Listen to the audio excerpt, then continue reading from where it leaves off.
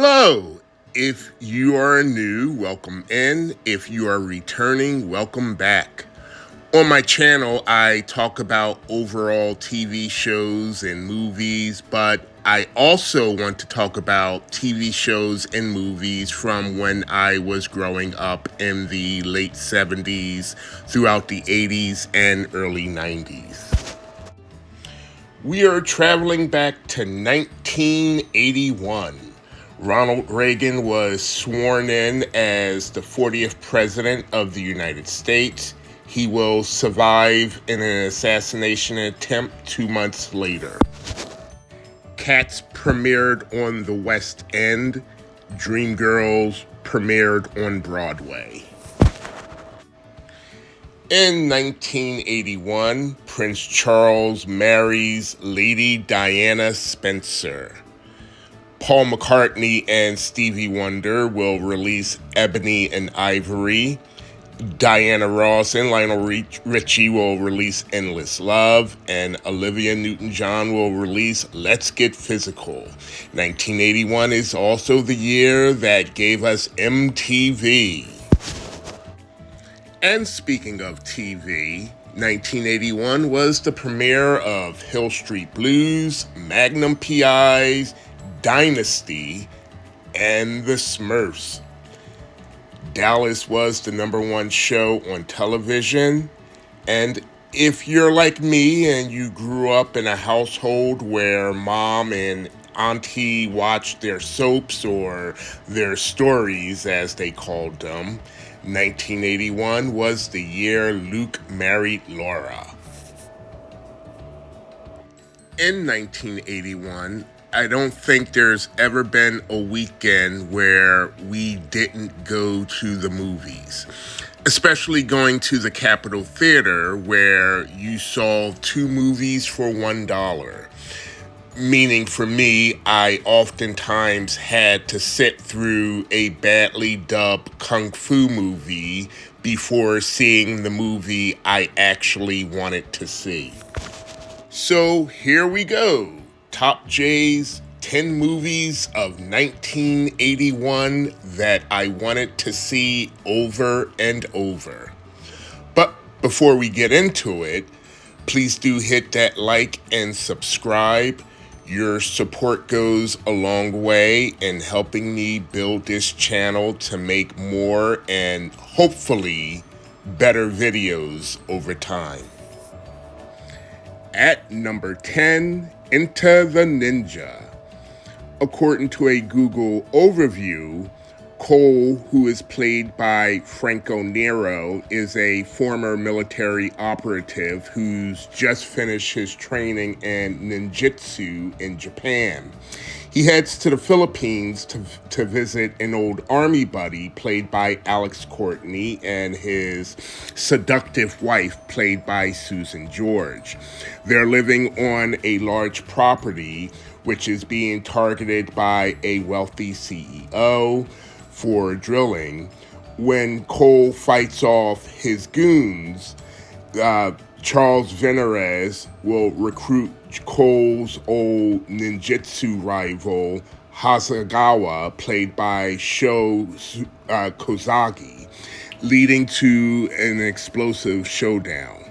Released October 2nd, 1981, we saw this at the Capitol Theater. I remember seeing this on a Sunday night and me having to be up for school the next morning. This was something my cousins and I enjoyed, imitating all the ninja moves afterwards, and the opening credits, for some reason, really made us laugh. This was a movie my cousins and I saw at least 3 times. In my countdown, I'll be talking about my first introduction. This movie will be my introduction to seeing the Cannon Group logo and the names Menahem Golan and Yoram Globus. Most of the movies I saw throughout the 80s would read, "The Cannon Group presents a Golan Globus production." At number 9, Sharky's Machine. An IMDb overview: Tom Sharkey is a narcotics cop in Atlanta who's demoted to Vice after a botched bust. In the depths of this lowly division, while investigating a high-dollar prostitution ring, Sharkey stumbles across a mob murder with government ties and responds by assembling his downtrodden fellow investigators, Sharkey's Machine, to find the leaders and bring them to justice.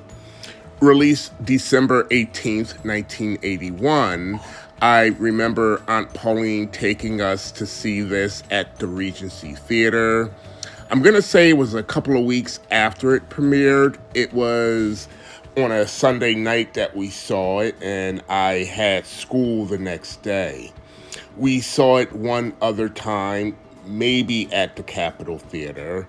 Again, when talking about first introductions, Sharkey's Machine would be my first introduction to Bernie Casey, a badass brother. If you grew up watching blaxploitation movies of the 70s, 6 out of 10 of those movies, you would have seen Bernie Casey. My first introduction to Burt Reynolds was movies like Smokey and the Bandit and The Cannonball Run, where he's playing a light, funny guy.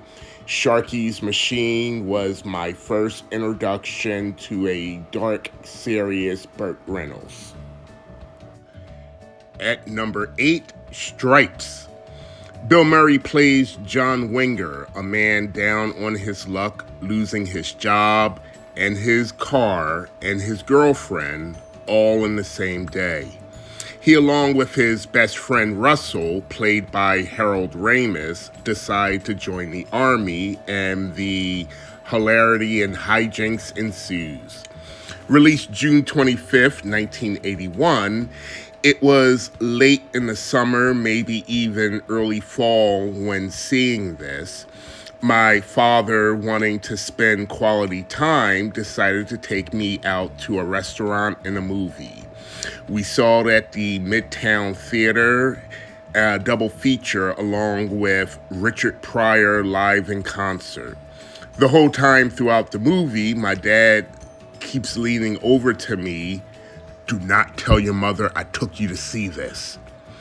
And talking about introductions, Stripes would have been my first real introduction to John Candy.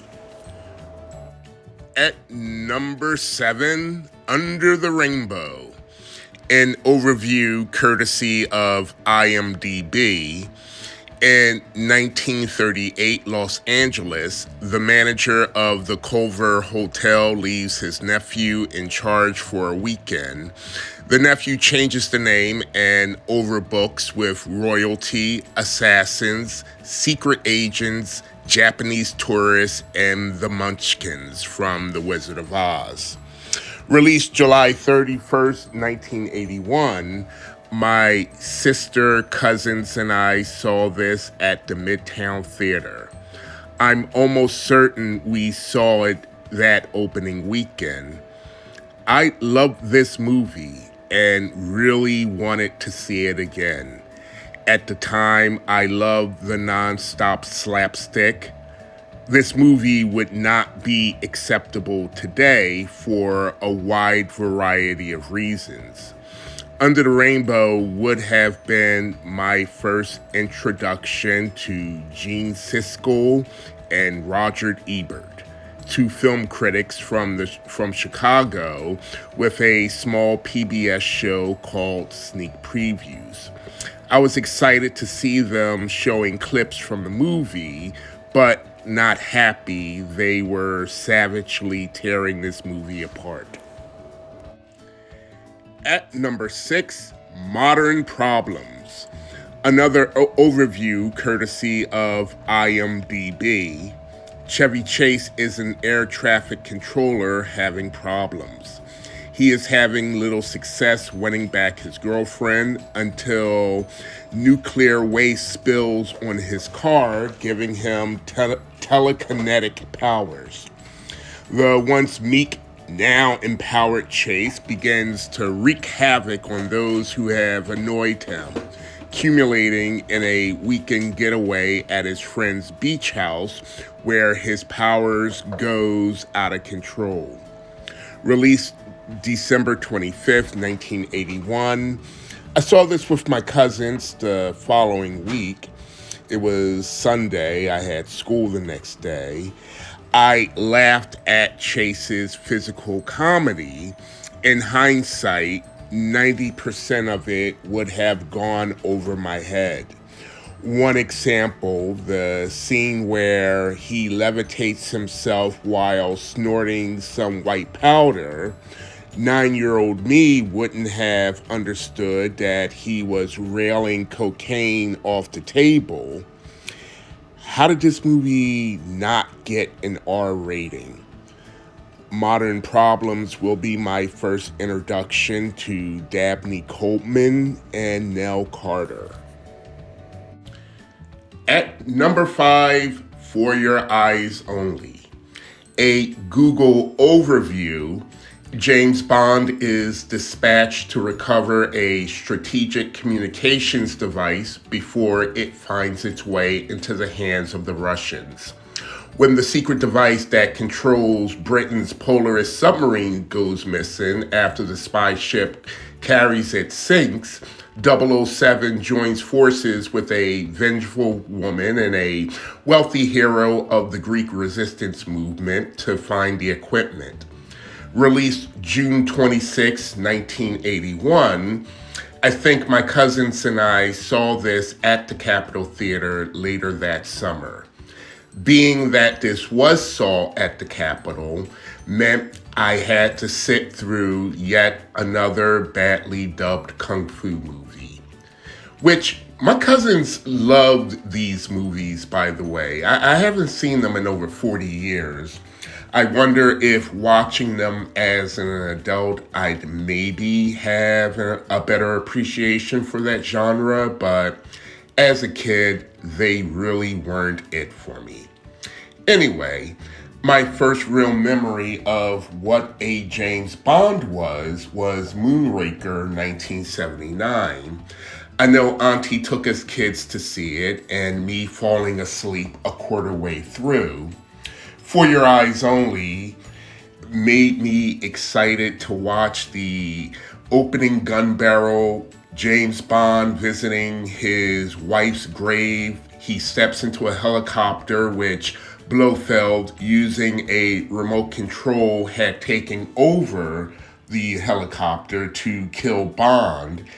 Bond is able to escape, captures Blofeld, and drops him into a shaft. In hindsight, most of this movie and its dialogue would have gone over an 8-9-year-old's head. Of course, watching this as an adult, it makes more sense now, but as a kid, the action sequence alone made me want to come back, and we saw this movie 2, maybe 3 times that summer. At number 4, Superman 2. Another Google overview. Superman foils the plot of terrorists by hurling their nuclear device into outer space, but the bomb's shockwaves frees the Kryptonian villain General Zod and his henchmen Ursa and Nan from their imprisonment. Traveling to Earth, they threaten the planet with destruction. At the same time, Superman decides to renounce his superpowers in order to live a normal life as Clark Kent with his new love, Lois Lane. Released June 19th, 1981, this was saw at the Regency Theater, my first introduction to waiting in line, going around the block. For whatever reason, I never saw the first Superman movie in the theater. No matter, the opening credit recaps the first movie with that stirring theme playing over it. My other highlights: the 3 villains who were equally powerful as Superman and very terrorizing. I can remember being frightful of what they're going to do next. That ultimate showdown with Superman was the highlight of the movie. I'm going to say the summer of 81, this was seen in the theater at least 10 times. At number 3, The Cannonball Run. Burt Reynolds and an all-star cast race across the country for a cash prize. End of synopsis. Released June 19th, 1981, my sister, my cousins, and I saw this at the Capitol Theater later that summer. Unlike other movies at the Capitol where we had to sit through a kung fu movie, we had to sit through the movie Death Hunt, starring Charles Bronson and Lee Marvin. I think I'd much rather have sat through the badly dubbed Kung Fu movie. I love this movie from beginning to end. The opening theme, the cool cars, the overall slapstick, the big brawl between the Cannonballers and a motorcycle gang, and the end credits where you see outtakes. This would have been my first introduction to seeing Roger Moore play someone other than James Bond. Well, kinda, sorta. We only saw it the one time in the theater, but definitely something I had wanted to see again. At number 2, The Great Muppet Caper. Kermit, Fozzie, and Gonzo are 3 reporters who are fired from their job for missing the story of Lady Holiday's jewels being stolen. The 3 travel to London to investigate. They check into the Happiness Hotel where they meet the other Muppets. Meanwhile, Miss Piggy interviews for a job and is hired as Lady Holiday's assistant. Kermit thinks Miss Piggy is Lady Holiday. We learn that Nicky Holiday, the brother of Lady Holiday, is the jewel thief. He frames Miss Piggy. Kermit and company race to stop Nicky Holiday and prove Miss Piggy's innocence. Released June 26, 1981, we saw this at the Duke and Duchess Theater. This was something that I had wanted to see again and again. I saw this a total of 3 times.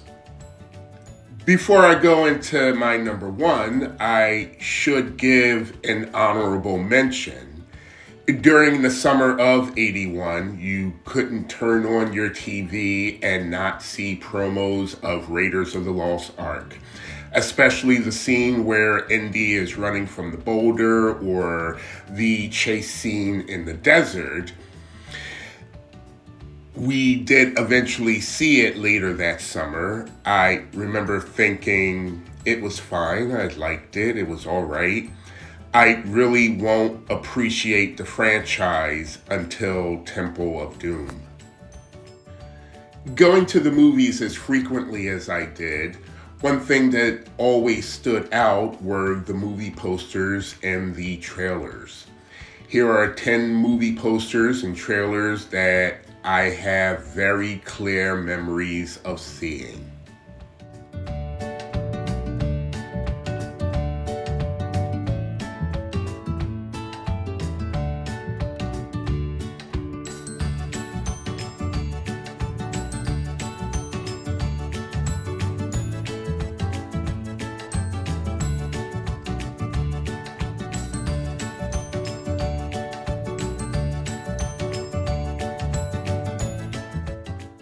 At number 1, Arthur. Arthur Bach is a drunk, rich playboy who has to marry a woman he doesn't want to marry or lose his inheritance. He meets and falls in love with Linda Monroe, a waitress from Queens. Does he choose love or money? Released July 17th, 1981, I saw this very late in the summer, maybe early fall. This would have been my first introduction to Dudley Moore, Liza Minnelli, John Gielgud, Ted Ross. This movie would have also been my first introduction to getting on a bus from West Philly to Penn's Landing to see this movie by myself. There you have it, my 10 movies of 1981 that I wanted to see over and over. I do want to give a couple of shout outs. One shout out to Totally Awesome Films.